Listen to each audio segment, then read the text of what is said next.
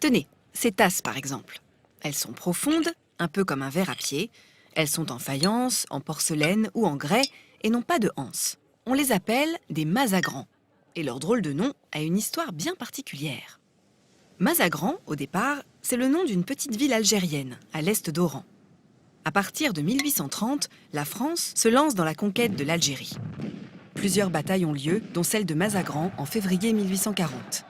123 soldats français se retrouvent assiégés. Les adversaires algériens sont plus nombreux. 1500, 2000, 12 000, la presse française n'a pas peur d'en rajouter. En souvenir de la bataille, une dizaine de grandes villes françaises héritent d'une rue Mazagran. Et quelle bataille! 4 jours et 4 nuits de combats acharnés.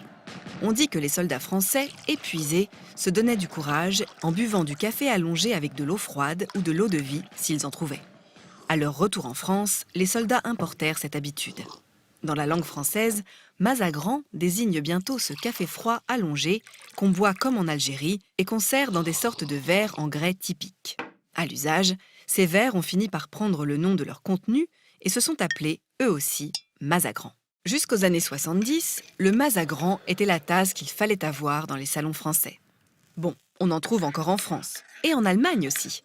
D'ailleurs, c'est dans une tasse proche du mazagran qu'on déguste le Rüdesheimer Café,